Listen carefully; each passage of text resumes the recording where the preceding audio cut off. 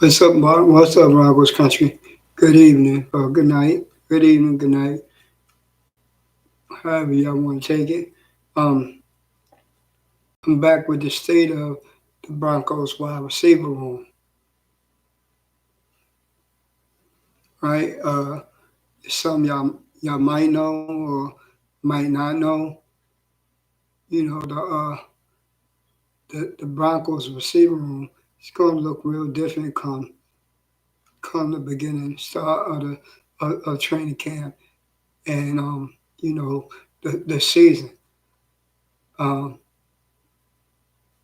it's been rumors, a lot of rumors going around, you know, since like last season, like last season, the beginning of the 2023 season, you know, the off season and in training camp, OTAs, all that.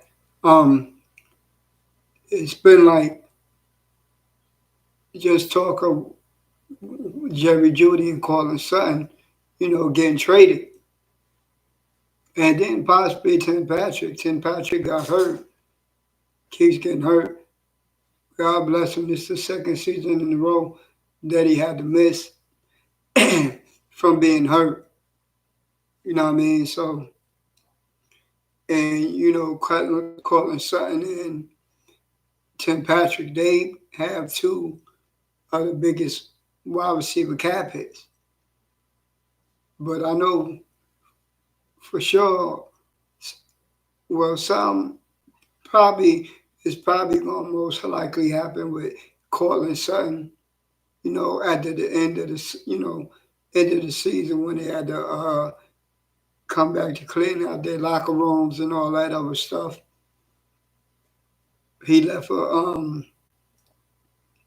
cryptic tweet on Twitter or what we now call X from it's like a cryptic tweet saying like goodbye, you know thanks for supporting me and things of that nature like that.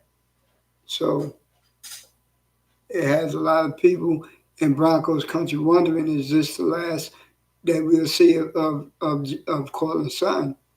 You know, Jerry Judy, his name been in contract, been in trade talks all year. And after the trade deadline, he they had a big offer for Jerry Judy, but they didn't say which team. They just said somebody offered the Broncos a third and a fifth round pick for Jerry Judy, but the Broncos stood pat. Sean Payton believes in Jerry Judy, right? But I don't think it's going to be enough to keep him. Look, both of them might get traded. You know what I mean? Before the season, they could get traded during the new league year. When the new league year starts, they could get traded in the off season.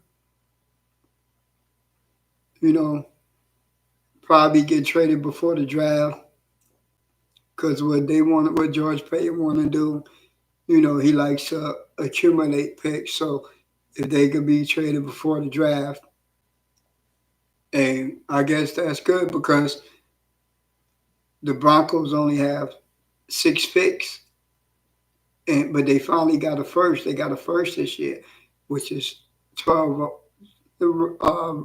Pick 12 overall in the first round. But they only have a total of 6 picks in the draft because of the Russell Wilson and the Sean Payton trade, right? Next year will be done. I think this year, 2024, will be finished with the Sean Payton, with his picks that we had to pay for him to come to Denver. I think this will be the last year right here in 2024. So, but the wide receiver room is going to look totally different. It didn't, they want to get younger. Too, Carlos Sainz is going to turn 30. Tim Patrick is going to turn 31. So they want to get younger, man. They want to get younger all over. And, I'm going to do the state of every position there is, but today, state of the wide receiver room. So I'm saying this, say that the only wide receiver that's probably really guaranteed to be there is probably Marvin Mims, right? And whoever else that the Broncos might sign to future contracts or whoever they might get in free agency or who they might draft, you know. But on this one, I'm not getting into the free agent wide receivers, but I might. But I know right now, I'm I know I'm gonna do the state of the Broncos wide receiver room with the draft with the wide receivers that's in the draft. But yeah, yeah. So the wide receiver room is going to look much different. You know, Colin Sutton is probably gone for sure.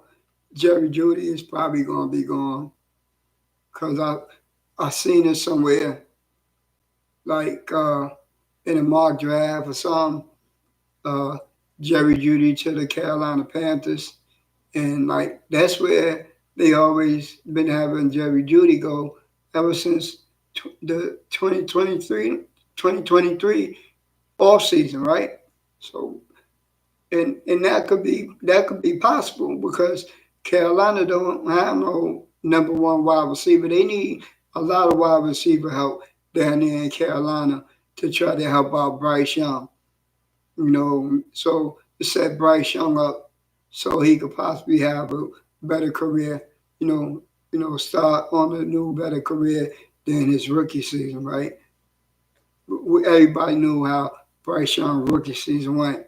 Oh boy, might have to goggle with some.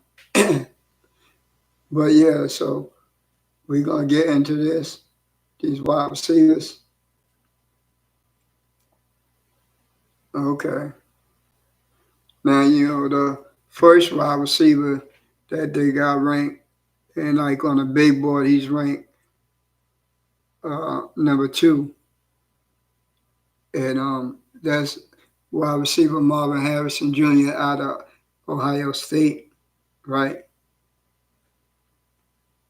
And he's actually the son of Marvin Harrison Sr. You know what I mean? He's actually his son who used to play for the Indianapolis Colts. I know that because I used to watch him because I like Peyton. You know, I like Peyton, so I kind of followed him. But his father was a real good wide receiver. So, and Marvin Harrison Sr. was 4 inches taller than 20 pounds heavier, right? It says, hold on. Imagine if former Colts legend Marvin Harrison Sr. was 4 inches taller, 20 pounds heavier.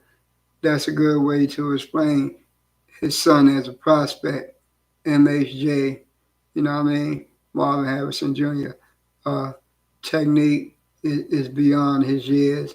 He has elite body control, reliable hands, and he has wide receiver one athletic ability. You know, it would be nice if the Broncos could get him, but Malik Neighbors, and then it gotta fit what the vision is for the Broncos wide receiver room. We all know that Marvin Mims is there, right? So Marvin Mims is a certain type of receiver. So we don't want to get like the same type of wide receiver. We don't want to do that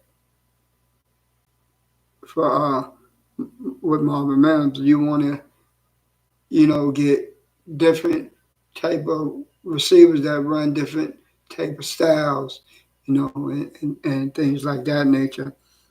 But when you turn the tape on, this is about Malik Neighbors, wide receiver LSU, on a big body ranked four. When you turn the tape on, it won't take long to realize that neighbors neighbors moves differently than his peers.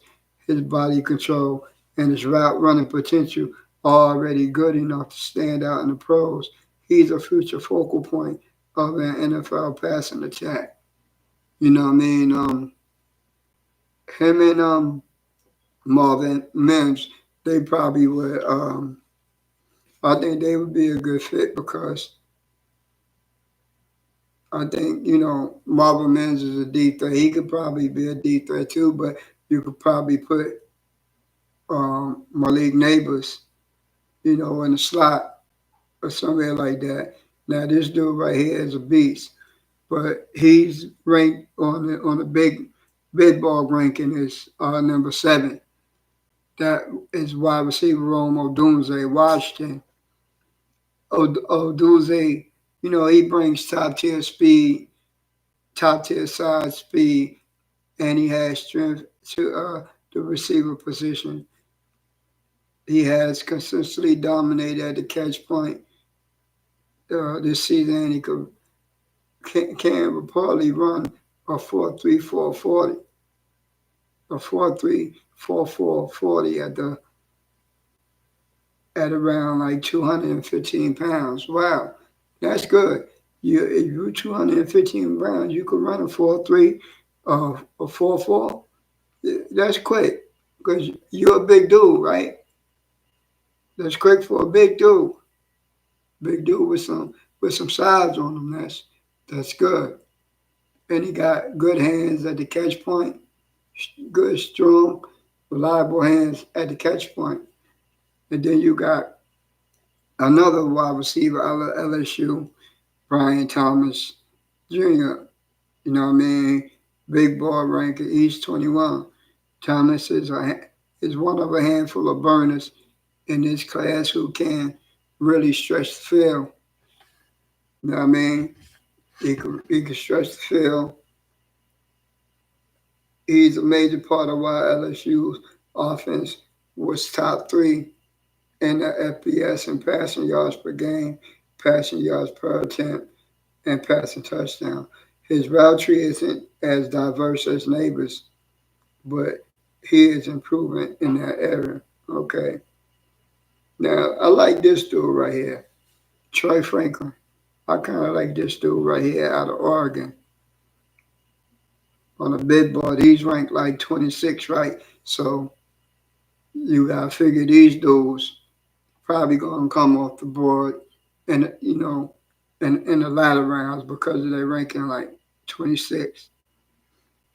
Um, Franklin will be a top target for teams looking to add a looking to add a receiver who will allow them to push the ball downfield consistently.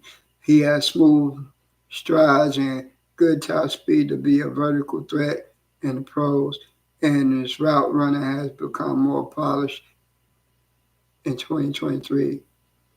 Wow, it's good because you got to be able to run routes right. You just can't run like one or two routes and think like you the man and Vaughn, you want to put the burners on or burn somebody. Nah, because you got cornerbacks and DBs that are fast too. You know what I mean?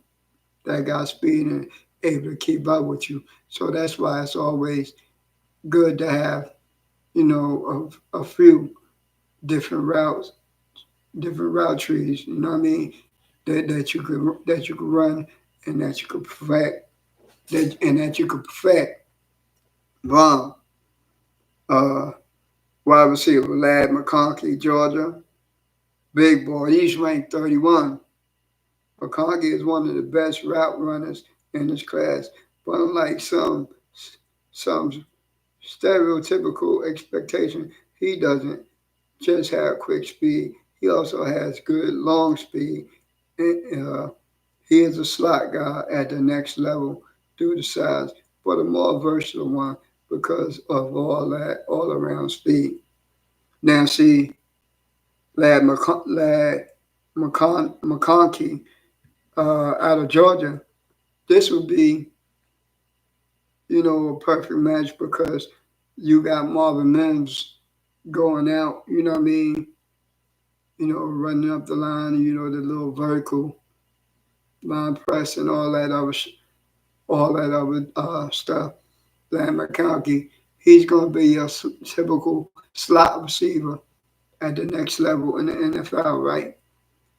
And you need somebody that has that top speed in the slot because those are the ones that usually catch the ball and, like they could be like 10, 15 yards deep and then catch the ball, take the ball to the house, take the ball to the house. Wow. I'm only going to about maybe read about 12 of these, you know, tell y'all about 12 of these, you know, wide receivers and give you their stats, their rankings. Now, wide receiver Devontae walk around. Okay, he's coming out of home, right? Coming out. Well, I ain't from there, but I live here. I've been here for a while since '04. I'm married. I got a wife. She's from there, so I guess kind of home now. But my home is New York, Brooklyn, New York City. You know what I mean?